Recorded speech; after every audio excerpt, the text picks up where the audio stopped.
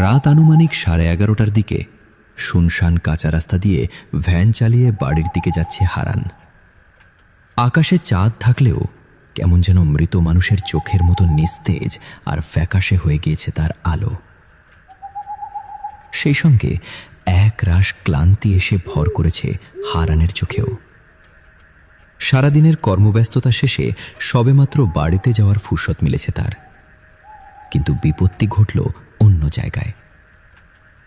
চলতে চলতেই হঠাৎ করেই পড়ে গেল তার ভ্যানের চেইনটা। ধুর ধুর, আজ এমনিতেই অনেকটা রাত হয়ে গিয়েছে, তার মধ্যে আবার এই চেনটাও পড়ে গেল। মানে আজই সব বিপদ একসাথে ঘাড়ে চাপবে, যা বুঝতে পারছি। কোনো উপায়ান্তর না পেয়ে ভ্যান থেকে নেমে ভ্যানের চেইনটা ঠিক করে আবারও ভ্যান চালিয়ে নিয়ে যেতে লাগলো হারান। বুকের ভেতরে আজ অকারণে কেমন একটা অস্বস্তি কাজ করছিল তার, আর কেন এমনটা হচ্ছে সেটাও ঠিকভাবে বুঝতে পারছে না সে। তবুও এক প্রকার অস্বস্তি নিয়েই সামনের দিকে এগিয়ে যাচ্ছে হারান।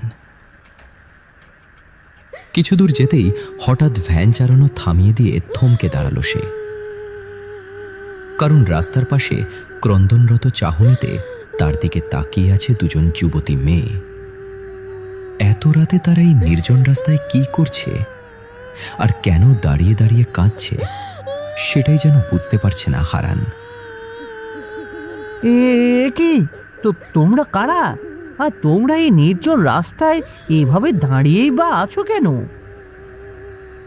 আমরা যে ভীষণ বিপদে পড়েছি দাদা। আমরা দুই বোন মাসির বাড়িতে এসেছিলাম বেড়াতে।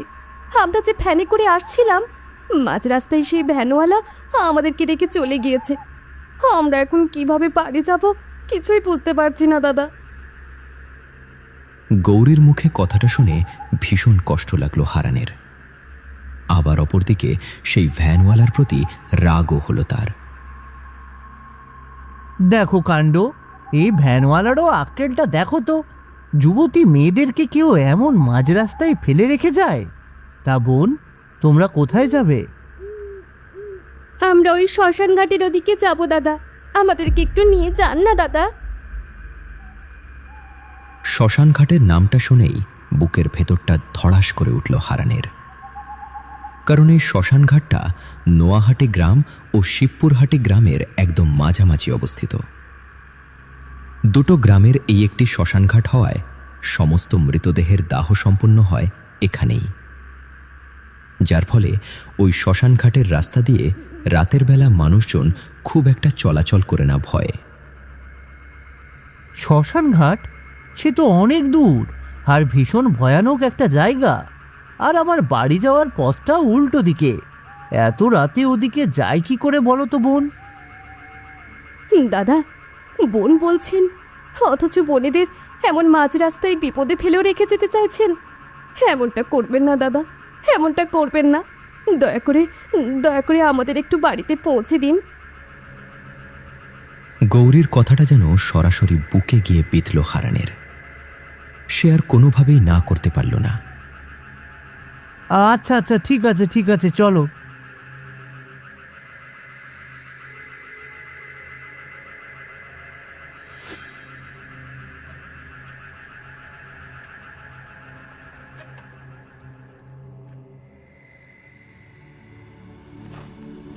রাত আনুমানিক 12:30 কি 1:45টার দিকে বাজারের ব্যাগ নিয়ে বাড়ির দিকে যাচ্ছে কৈলাস। কৈলাস মূলত একজন মুদি দোকানি। শিবপুরহাটি গ্রামের বাজারে একটা বড় মুদি দোকান আছে তার। প্রতিদিন 11টা নাগাদ বাড়ি গেলেও দোল পূর্ণিমার কারণে দোকানে ভিড় থাকায় আজ বাড়ি ফিরতে অনেকটা দেরি হয়ে গেছে কৈলাসের।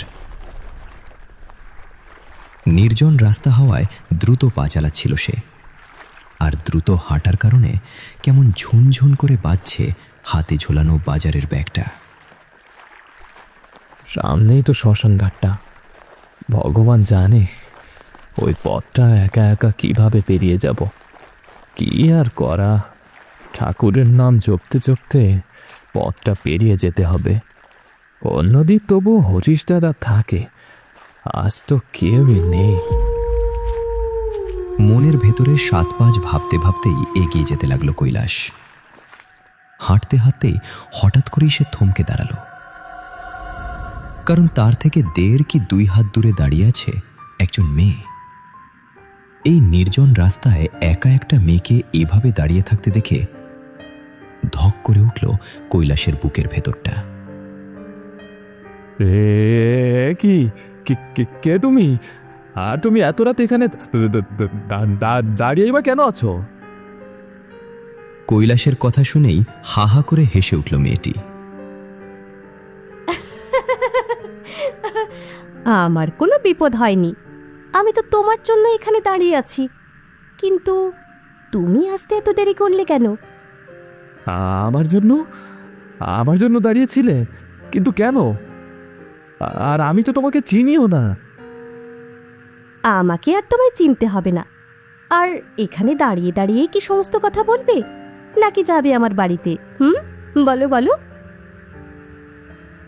এত রাতে এমন একজন মেয়ে তার সামনে দাঁড়িয়ে আছে, বিষয়টা বেশ অদ্ভুত লাগছে কৈলাসের কাছে। অদ্ভুত লাগলেও মেয়েটির মায়াভরা কণ্ঠকে যেন কিছুতেই উপেক্ষা করতে পারছে না সে। কণ্ঠটা কৈলাসের কানে বাজতেই কেমন একটা ঘোরের মধ্যে চলে যাচ্ছে মনের অজান্তেই।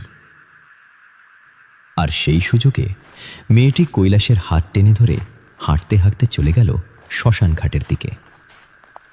অদ্ভুতভাবে বাধ্য ছেলের মতো মেয়েটির পিছু পিছু হাঁটতে লাগলো কৈলাসও। দেখতে দেখতে কেটে গিয়েছে বেশ কয়েকটা দিন। আর এই কয়দিনে নোয়াহাটি গ্রাম ও শিবপুরহাটি গ্রামের মধ্যে ঘটে গিয়েছে বেশ কিছু অনাকাঙ্ক্ষিত ঘটনা। হুট করেই দুটো গ্রাম থেকেই উধাও হয়ে গিয়েছে বেশ কয়েকজন মানুষ, যা সকলেই পুরুষ। কয়েকজনের ছিন্ন ভিন্ন লাশ পাওয়া গেলেও বেশ কিছু মানুষের লাশ পর্যন্ত পাওয়া যায়নি, যা নিয়ে এক প্রকার ভয়ঙ্কর আতঙ্ক ছড়িয়ে পড়েছে দুটো গ্রামেই। বলছিলাম যে এই গ্রামের মধ্যে যে আতঙ্ক ছড়িয়ে পড়েছে সে ব্যাপারে তুমি কি কিছু জানো? সন্ধ্যার পর কেউ আর ঘর থেকে বেরোতে সাহস পাচ্ছে না, এমনকি দোকানপাটও আগেভাগেই বন্ধ হয়ে যাচ্ছে। আর সেই অদ্ভুত রহস্যময় ঘটনা তদন্ত করার জন্যই শহর থেকে 2 জন পুলিশ, ইন্সপেক্টর দেবাশিস ও কনস্টেবল বলাই এসেছে গ্রামে। রাত প্রায় 10টা নাগাদ কাঁচা পাকা মিশ্র রাস্তা ধরে সিএনজি চালিয়ে নিয়ে যাচ্ছে সুবল। আগে স্যার, আমি তো তেমন কিছু জানি না, মানে কখনোই এমন সমস্যার সম্মুখীন হইনি, তাই সঠিকটা বলতে পারছি না। তবে ব্যক্তিগতভাবে আমার মনে হয় এটা একদল ডাকাতের কাজ, নইলে কেবল রাতের বেলায় পথচারী আর ভ্যান চালকেরাই উধাও হবে কেন? সুবলের কথাটা যে খুব একটা ফেলে দেওয়ার মতো নয় সেটা মনে হলো দেবাশিসের কাছে। উল্টো সেই কথাটাকেই সবচেয়ে বেশি গুরুত্বপূর্ণ বলে মনে হলো তার। তিনি গম্ভীর মুখে সিএনজির বাইরে তাকালেন। রাস্তার দুপাশে তাল গাছ আর খেজুর গাছের সারি। এমন সময় হঠাৎ দেবাশিসের চোখে ধরা দিল এক অদ্ভুত দৃশ্য। রাস্তার ঠিক মাঝ বরাবর বসে আছে সাদা শাড়ি পরিহিত একজন নারী। সিএনজির হেডলাইটের আলো পড়তেই দৃশ্যটি আরও স্পষ্ট হয়ে উঠল। কি ব্যাপার, রাস্তার মাঝে এভাবে কে বসে আছে? দেখে তো মনে হচ্ছে কোনো মহিলা। সুবল, গাড়ি থামাতো, আমাকে দেখতে হবে বিষয়টা আসলে কি। স্যার, দয়া করে নামবেন না, আমার মনে হচ্ছে এটা সেই ডাকাত দলের লোক, আমাদের কোনো ক্ষতি করতে পারে। আর আমার এই সিএনজিটাই আমার একটা মাত্র উপার্জনের মাধ্যম স্যার। আমি বলছি না গাড়ি থামাতে, আমি থাকতে এত ভয় পাচ্ছ কেন? গাড়ি থামাও, আমাকে বিষয়টা খতিয়ে দেখতে হবে। অবশেষে দেবাশিসের কথা মতো কাঁপা হাতে গাড়ির ব্রেক কষল সুবল। রাস্তার মাঝখানে সিএনজি থেমে যেতেই তড়িঘড়ি করে দরজা খুলে নেমে পড়ল দেবাশিস ও বলাই। আর কোনো উপায় না পেয়ে অনিচ্ছা সত্ত্বেও তাদের সঙ্গে নেমে পড়ল সুবলও। ধীর পায়ে হেঁটে তারা রাস্তার মাঝখানে বসে থাকা মহিলাটির কাছে যেতেই বসা থেকে উঠে দাঁড়ালো সে। দাঁড়ানোর সঙ্গে সঙ্গেই হাউমাউ করে কেঁদে উঠল।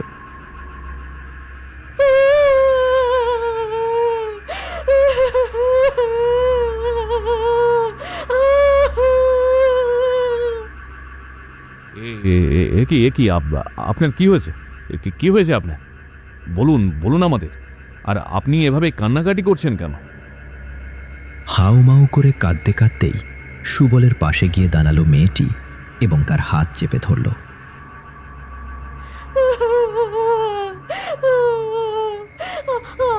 আমি ভীষণ বিপদে পড়েছি রে সুবল, দয়া করে তুই আমাকে একটু সাহায্য কর। সুবলের নাম ধরে আবার তার হাত চেপে ধরে মেয়েটিকে কাঁদতে দেখে অবাক হয়ে গেল দেবাশিস সহ স্বয়ং সুবল নিজেই। কে কি কে কে কে কে কে আপনি? আপনি এভাবে আমার হাত চেপে ধরেছেন কেন? আর আপনি আমার নাবি বা জানলেন কি করে? হ্যাঁ, আমি গৌরী। তুই আমাকে চিনতে পারছিস না সুবল? আমরা একসাথে একই স্কুলে একই ক্লাসে পড়তাম।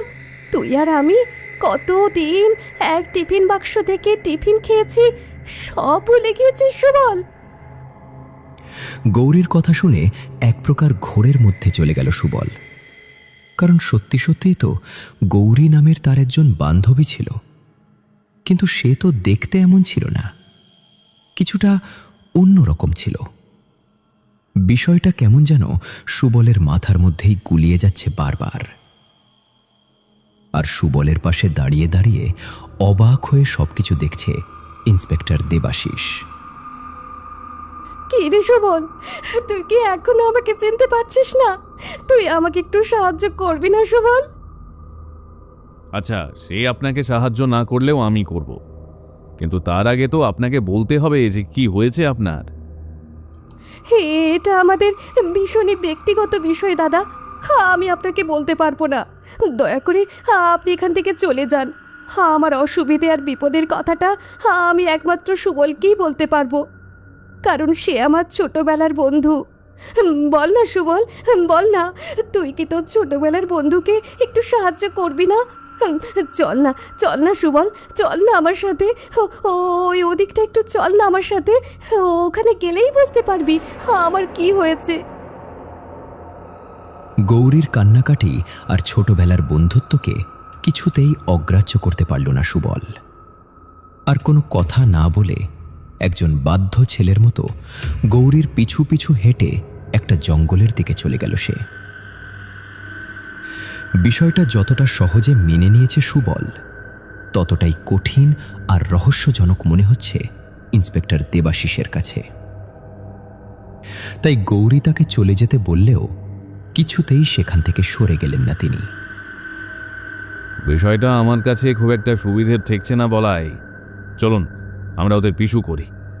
বিষয়টা আসলে কি সেটা আমাকে যে জানতেই হবে। রাত আনুমানিক 11:30 নাগাদ জঙ্গলের ভেতর ভয়ঙ্কর রূপ ধারণ করে দুই পাশে দাঁড়িয়ে আছে গৌরী ও গঙ্গা।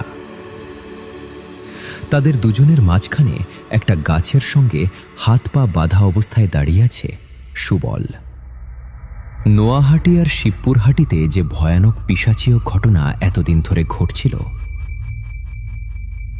তার জন্য দায়ী এই দুই বোন, গৌরী আর গঙ্গা। তারা মানুষের রূপ ধারণ করে লোকসমাজে ঘুরে বেড়ালেও আসলে তারা দুজন ভয়ঙ্কর অতৃপ্ত আত্মা।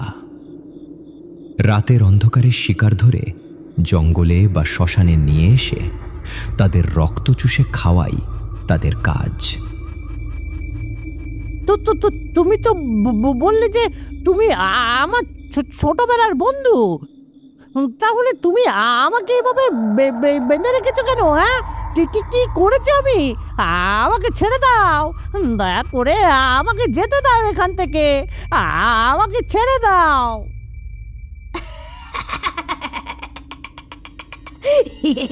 বন্ধু, বন্ধু নয় রে, বন্ধু নয়, আমি তোর জম। আজ আমি আর আমার ছোট বোন তোর রক্ত পান করে পিপাসা মেটাবো। কতদিন ধরে কারো রক্ত পান করতে পারছি না। বল বোন, বল। হ্যাঁ রে দিদি, সেই যে ভ্যান চালক হারান আর মুদি দোকানি কৈলাসের রক্ত খেলাম, এরপর থেকে তো আর কারো রক্ত খেতেই পারছি না। সকলেই কেমন সাবধান হয়ে গিয়েছে বল। আর দেরি করিস না দিদি, চল চল, শুভ কাজটা শুরু করে দিই। এই বলেই হুড়মুড় করে সুবলের উপর ঝাঁপিয়ে পড়ল গৌরী ও গঙ্গা। তাদের বড় বড় দাঁত আর ধারালো নখ দিয়ে সুবলের শরীর আঁকড়ে ধরল তারা। বাঁচাও, বাঁচাও, কে কে কে কে আছো? আমাকে বাঁচাও, বাঁচাও।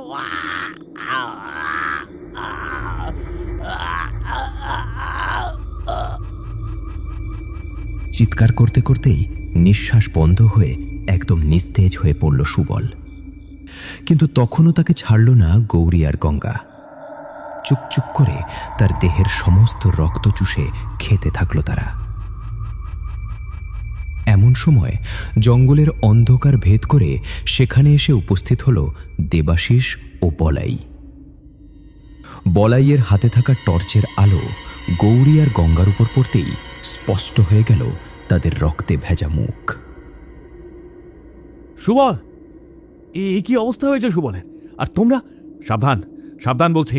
সুবলকে ছেড়ে দাও, নইলে কিন্তু তোমাদের দুজনকে এখানেই শেষ করে দেব। দেবাশিসের কথা শুনেই হা হা করে হাসতে লাগলো গৌরী ও গঙ্গা।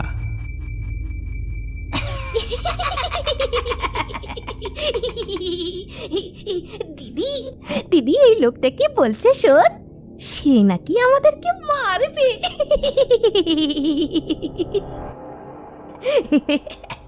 তাই তো দেখছি রে বোন। আরে মশাই, আপনি আমাদের কি মারবেন? আমরা তো অনেক আগেই মরে গিয়েছি। এখন যাদের দেখছেন তারা তো এক অতৃপ্ত আত্মা।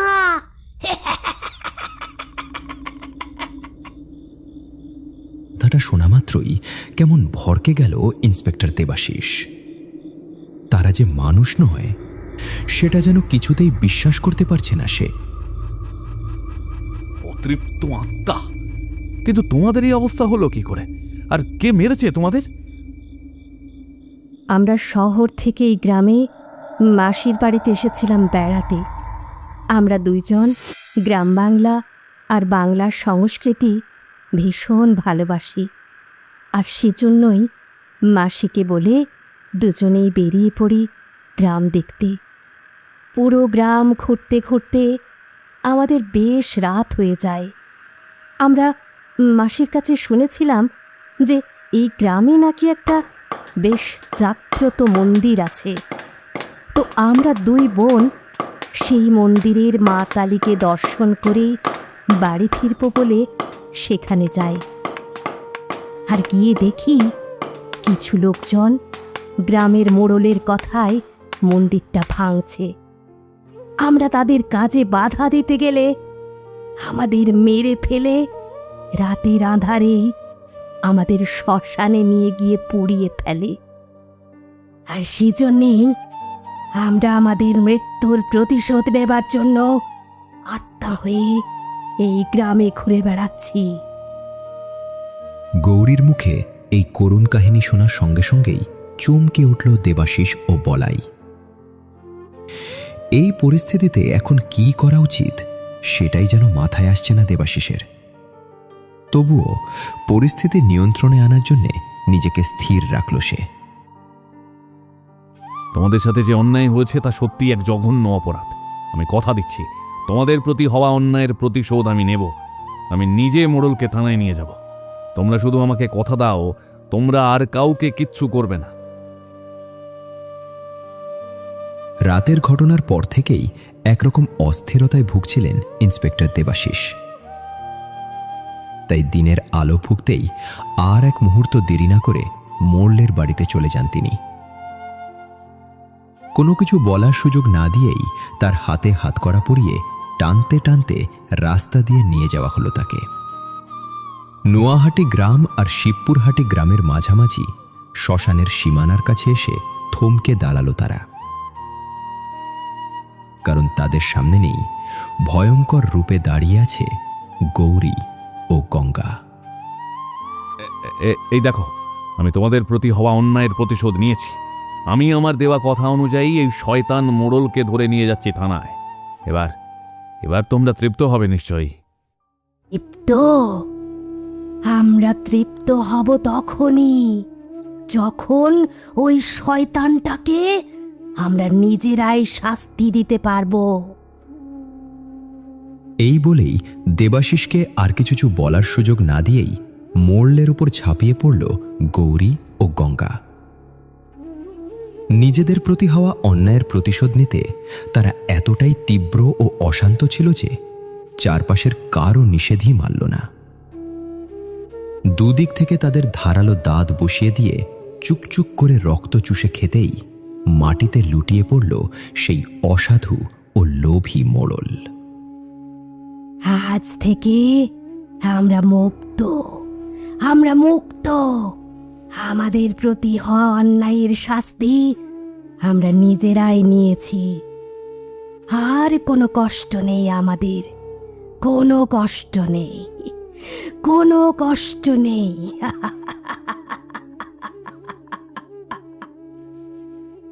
এরপর হাসতে হাসতে সেখান থেকে অদৃশ্য হয়ে গেল গৌরী ও গঙ্গা। সেদিনের পর থেকে আর কখনোই গৌরী আর গঙ্গার আত্মাকে দেখা যায়নি নোয়াহাটি গ্রাম আর শিবপুরহাটি গ্রামে। প্রিয় বন্ধুরা, আশা করছি আমাদের আজকের ভিডিওটি আপনার ভালো লেগেছে। আমাদের আজকের প্রশ্ন, গল্প ব্যবহৃত দুই বোনের নাম কি? গত পর্বের আমাদের প্রিয় বন্ধুরা হলেন রফিকুল রংপুর থেকে, এমডি জিহাদ গাজীপুর থেকে, তাহমিন ঢাকা যাত্রাবাড়ি থেকে, সিয়াম, লিটন মিয়া, সূর্য পাটোয়া মুর্শিদাবাদ থেকে, সোহেল রানা, আফরা শাহেরা ঢাকা থেকে, রোহল, মোহাম্মদ আলামিন নীলপামারি থেকে, রব্বিল গাজী ঢাকা গাজীপুর থেকে, শফিকুল ইসলাম, মাহি বসুন্ধরা থেকে, সাদিয়া যশোর থেকে, মরিয়ম, আফরিয়া জাহান। আপনিও যদি আমাদের ভিডিওতে আপনার নাম দেখতে চান তাহলে ভিডিওর নিচে কমেন্ট করতে একদমই ভুলবেন না।